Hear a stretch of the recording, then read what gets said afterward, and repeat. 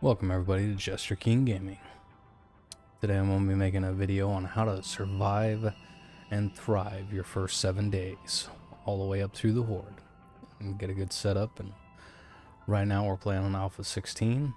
I prefer the older versions just because it's my preference. I enjoy them a lot better than the newer ones they've been putting out, like Alpha 21 and Alpha 22.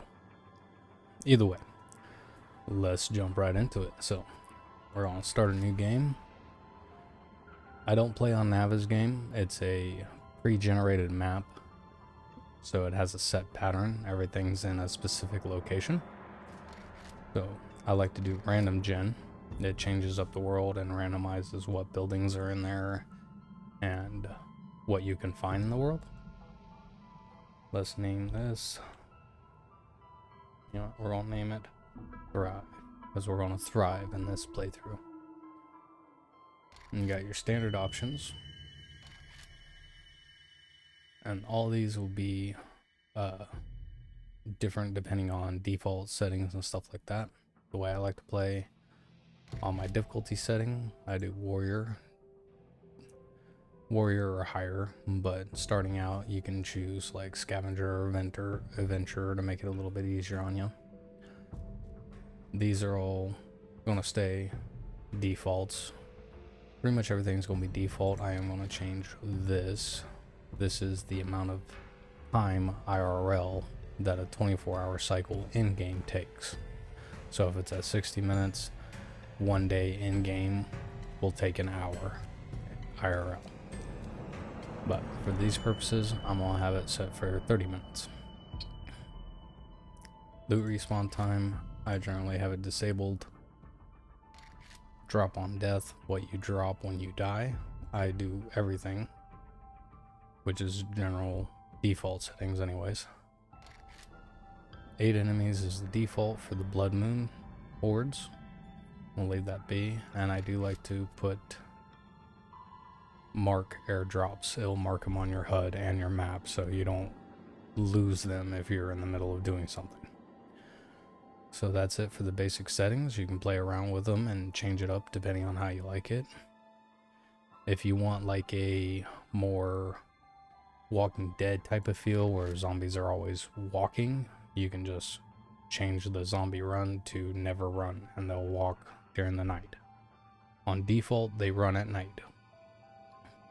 And if you want a harder challenge, you can always put always run, which is really tough. We're just going to stick with default. Let's start this game. And it's going to take a little bit to initialize and install the world, create the world, and everything like that. So in the meantime, I've been playing this game for quite some time. I started with the console version when it first came out, and I put a lot of hours into the console version. Finally upgraded to the PC version a few years ago, and I've been enjoying playing it ever since, up until about Alpha 21. Alpha 21, for some reason, took away the original magic and love I had for this game. So that's why I've reverted back to Alpha 16. I might play some of the newer versions later on, but for right now, I'm gonna just do Alpha 16 and show you guys how to survive and thrive on your first 7 days and then get a nice setup. Alrighty. Excuse me. So we're building in the environment now. I hear the birds chirping, so we should be bouncing in any second now. Any second now. Maybe I jumped the gun on this. Ah, there we are. Alrighty. So you always start with these beginning messages. Now, hold for a moment, give you a chance to read them.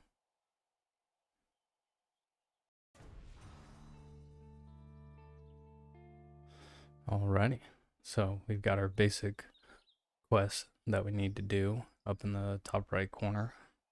So first off, we're going to create a bedroll, and we need plant fibers to do that. So let's gather up some plant fibers. And I like to gather up more than necessary just because I like to hoard resources. And also later on it will have you crafting clothing, so you need the extra plant fibers later on in the beginning quest. But the plant fibers are also used for other crafting items, so I gather up a decent amount in the beginning. Alright, so let's go ahead and craft that bedroll. While that's crafting, I'm gonna gather up some small stones. You can find them on the ground here. And I'm also gonna look for bird's nest, and there are certain little bushes and plants that will give you wood instead of plant fibers, and I'm trying to look for them right now. Not seeing any of them right off the bat. Okay. I'll show you when I come across them. Let's get this bedroll placed down. There we go. Now you can leave your bedroll down. It's going to act as your spawn location. There's no sleeping in this version or resting or anything like that, so the bedroll is just setting your spawn location. I pick it up because I'm going to be traveling. Let's gather up some more plant fiber real quick. Okay, next quest is to craft a stone axe. So we need wood, small stones, and plant fibers, which I got those. So we need another small stone. Let's look around. Oop, I see one. Hey, gimme. Gimme, gimme, gimme. Okay. Oop, bird's nest. Always be on the lookout for bird's nests. They're a great early game resource. And mid game as well, as I would say.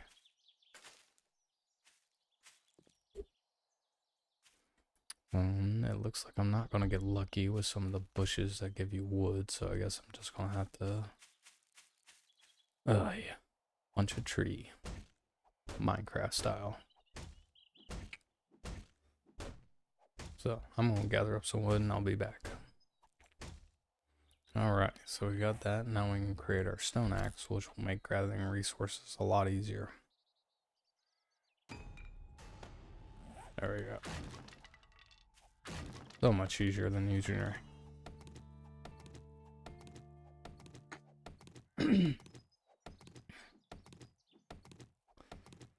Alrighty. So for our next quest, we need to make that plant fiber clothing I talked about. Gloves, hat, hood, pants, shirt, and of course, shoes. Now there shouldn't be any zombies or anything in a radius of your starting position, but still kind of always be on the lookout for them. You never know when they can sneak up on you. And as we craft these guys, we're gonna wear them. I always craft the hat as well, just because I prefer to wear it, and also all these plant fiber clothing is going to give you +2 to insulation, so it's going to keep you warm. But sometimes with the hood, it will make you, with all this clothing, it will make you get overheated. So that's why I make the hat, because it gives you a -10 insulation. I'll always just immediately, after you wear the clothing and complete the wear the clothing quest, you can swap out the hat with the hood and just scrap this hood.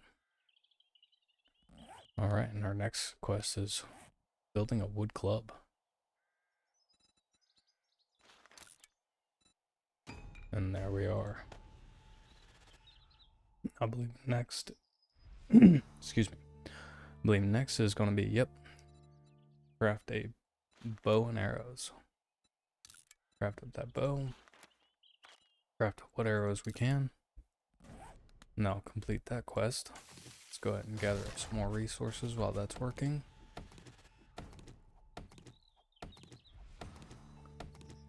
Alrighty, now we gotta craft some wood frames for start a base.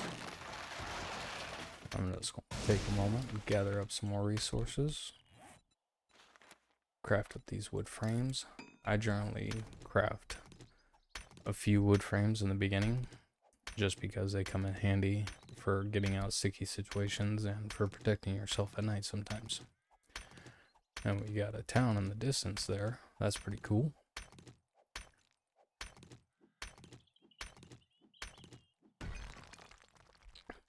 Alright, let's bring these wood frames down. I'll organize my hotbar here. I try to have things in certain locations, make them a little bit easier for me to get to. So, place down these wood frames using right click to place things down. And then I'll get some more wood, because now we need to upgrade these frames. And I'm gonna finish chopping this tree down, and I'll be back when we get to upgrading the frames.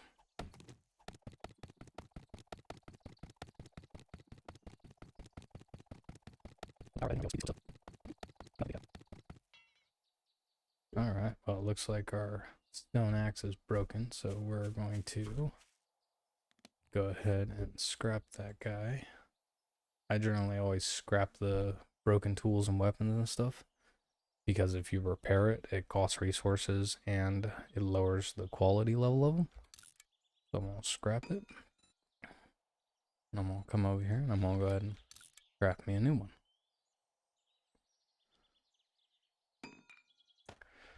Alrighty, and with your stone axe, you can upgrade these frames by holding down right click, upgrade it. And there we go. And now it should be the campfire quest, which we need 8 small stone for that, which we got it. Let's go ahead and craft that guy up.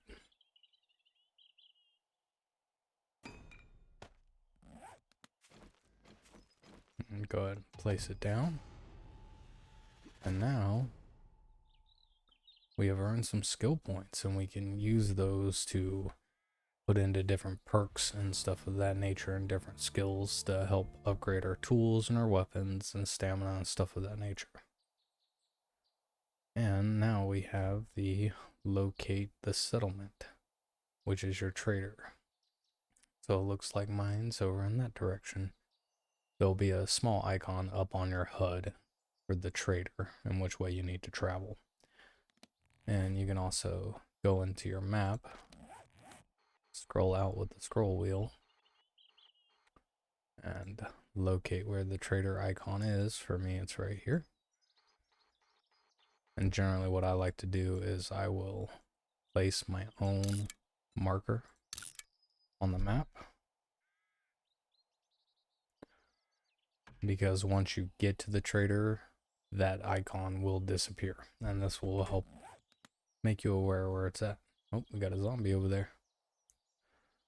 Alrighty, so we're gonna go ahead and beat feet to the trader, get that taken care of. Always be on the lookout for bird's nest when you're traveling to different locations, because the eggs are used for really good meals that will help and give you better health. And the feathers are used for obviously making arrows. All are really good beginning resources. So I like to always try to keep an eye out for them. Thought I saw one. Hello, zombie. Ooh, zombie. I don't generally take on too many zombies in the very beginning, day one, just because your weapons ain't so great, your stamina's not so great, and you can get overwhelmed really quickly. But you can take on like onesie twosies if you're feeling so inclined. Ooh, what we got here? Duffel bag. Let's search that guy. Oh, some rifle parts and stuff like that. We can sell that stuff to the trader. Let's go ahead and take on this zombie up here and just show you a little bit of the combat. Hey buddy. Come on. Oh, yeah. Always use the smack and back action. Get him down. Yeah. So when you take on the zombies, always aim for their head, because you'll do more damage if you hit their head versus like their body. And always, you know, like go forward, move in, smack them, back up. because if they hit you, they have a chance of stunning you and makes you to move a lot slower. And if you get stunned and you got 2 zombies on you, it can get really hairy really quick. So let's go ahead and get this guy. Boom. Smack him. Smack him. When they fall down, always get on them and go for the head. You can see it does more damage when they're down and stunned. And he's down. Claw fragment. Good stuff. Let's get to moving to the trader.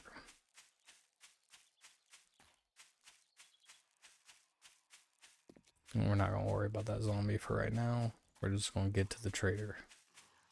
And there'll be plenty of zombies in this town. Looks like a pretty big town, which is really nice when you spawn in and you got a town pretty close by, especially in a green biome like this. Lots of resources. And these tree stumps right here are really good early game loot a lot of time. Glass jars are always a good thing to have. What was that? Thought I saw something. Got a zombie following me, but that's okay. We're just gonna keep on moving. Get to that trader. I think I see him over there in the distance.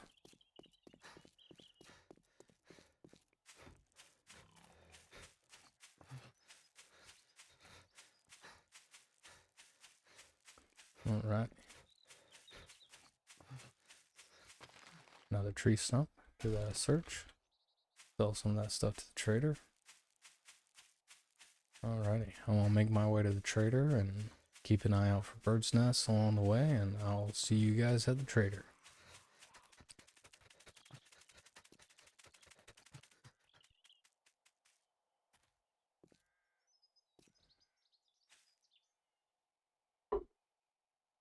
Bird's nest.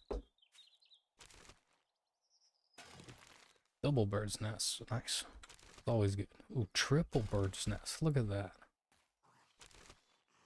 I got a zombie up here. Ooh, he's a biker zombie. Generally, the bigger zombies have more health and they're a lot harder to take down.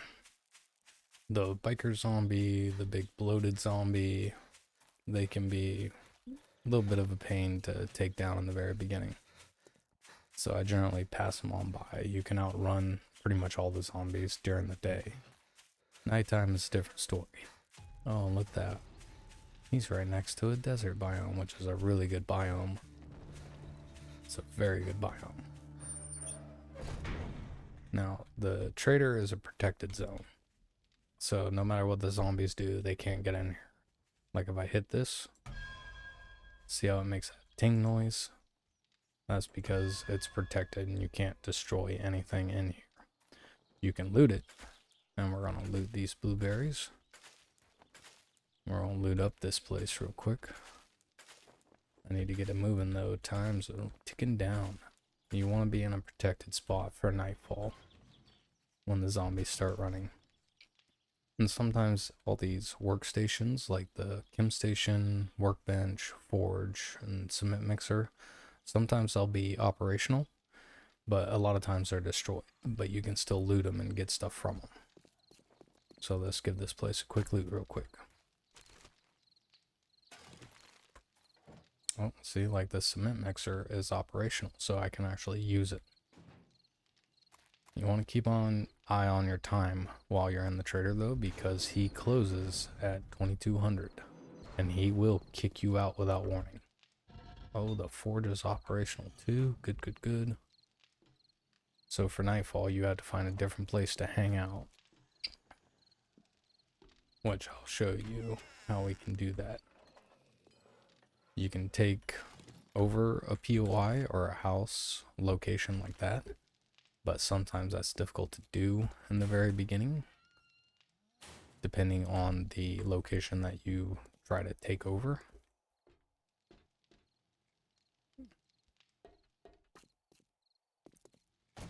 But for night one, I like to do something a little different, and then I'll show you guys here in a minute. I'm gonna do some sailing. It's Trader Jimmy. Hey, asshole. You better not bring any diseases into my store. Don't worry, Jimmy, I'm not infected. Yet. Alright, we're gonna go ahead and sell these items just because we're not in need of them at the moment. Some of the items you want to keep in the very beginning, like the short iron pipes, glue, duct tape, oil, stuff like that, I like to keep in the beginning just because it can be really good resources and you need them for certain recipes and stuff like that. And you can look through his inventory. He's got various items to sell and stuff like that. I like to look at his secret stash. It's where he generally has some oddball stuff or some good stuff. And I keep an eye out for schematics. Like here. These are two really good schematics that I would like to get early game. But you want to keep an eye out for his restock date. He restocks on day 4. So if there's anything here you want to get, you need to get it before day 4, or he's going to restock and there's a chance it won't be there anymore. So we're going to remember these two schematics for a little bit later, but right now, All right, now that we we're done need... doing business, get out of my store. I'm getting out. Right now, we need to set up for the night, and I have run low on time. And I just hit a cactus. So what we want to find is a boulder. Big boulder. Like this one over here. This will work. Make sure there ain't no zombies out and about. There's one right here. Let's go ahead and take him out before nightfall hits. Oh god, there's a bird too. Oh god. Yeah, the desert has vultures, and they can be a real pain sometimes. Come on, just go to sleep, go to sleep. Go to sleep. No, don't hurt. Oh, see how I'm stunned now, so see how I'm moving really slow? Okay, get out of here. Birds are hard to hit with a club, but you can do it. I'm wasting time here. I really need to get myself safe because the zombies are going to start running right now. Okay, so quickly let's get on this boulder. What you want to do is take those wood frames we made and make yourself a little ring around this boulder. I'm going to crouch down with control and get sneaky. So hopefully the zombies have a lesser chance of seeing me. And this game does get really dark, so I apologize for the darkness. Let's go ahead and set up this torch here. Give a little light to what we're doing. And I hear a zombie out there. Hopefully he won't notice us.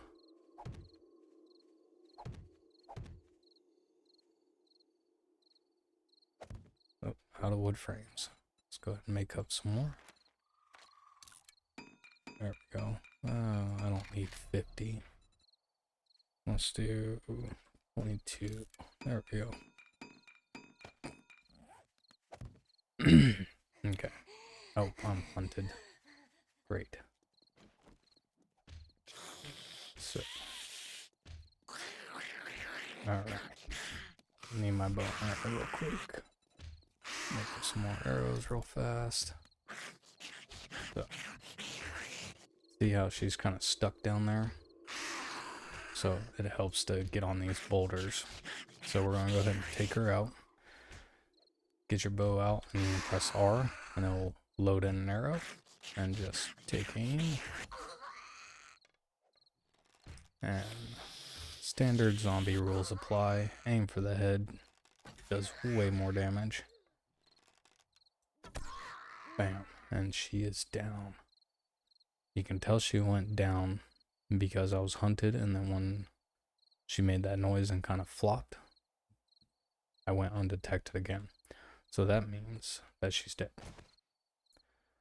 Alright, so now we just sit here and wait for daylight. But while we're here, we can take a look at our skills.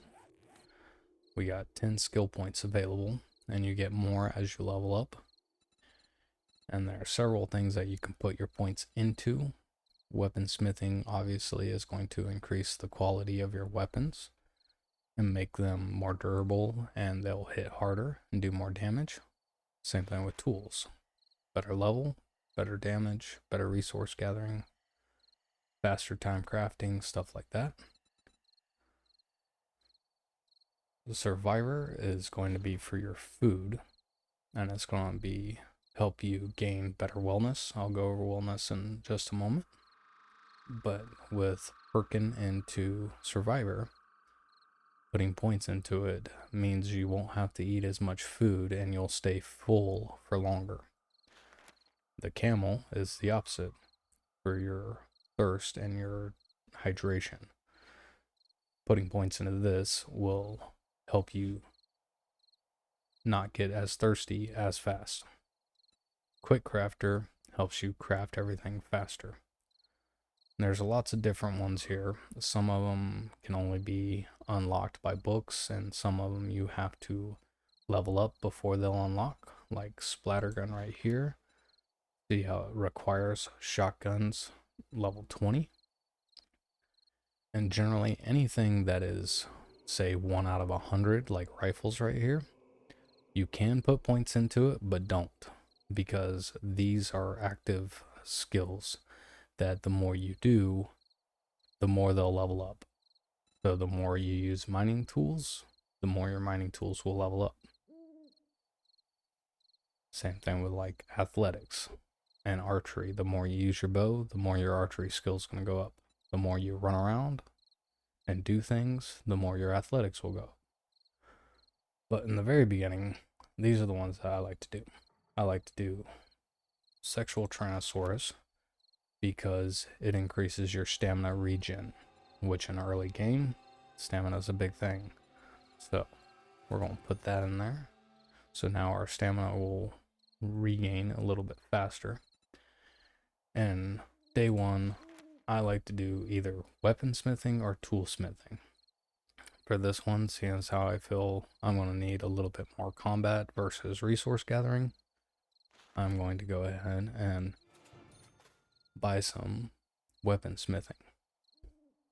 So now that we bought that level 1 weaponsmithing, we can take our wood club, scrap it, and our wooden bow, and we're going to craft a wood club and a new wood bow, and see, now they're level 50 instead of level 25.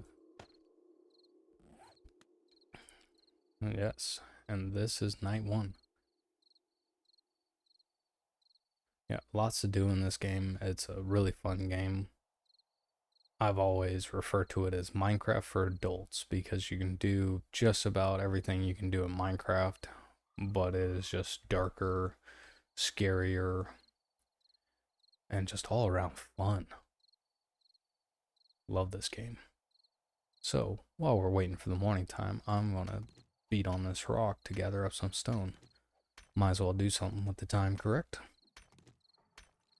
In the console version, the old school console version, PS4 and Xbox One, stuff like that, or 360, you could, your tools and your weapons were based off how many you crafted. So the more you crafted them, the higher the level would get. So at nighttime, I would just do where I would craft a bunch of them and scrap them, and keep scrapping and crafting and crafting and scrapping to build up my levels.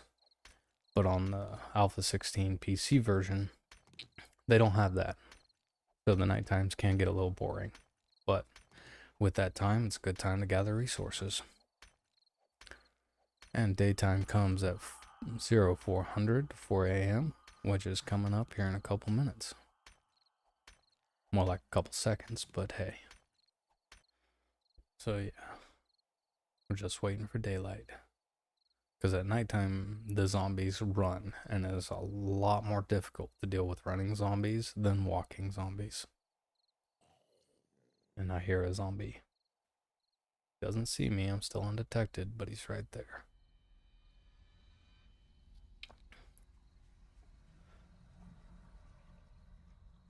And morning time comes in 4, 3, 2, 1. And that is the sound of the morning bell. The zombies will no longer be running. Alrighty, so that's your first day and 7 days to die. Stick around, I'll be making more videos on day 2, 3, 4, all the way up until day 7 and show you how to thrive in 7 days to die. Thank you, and hope you guys have a good one. Jester King out.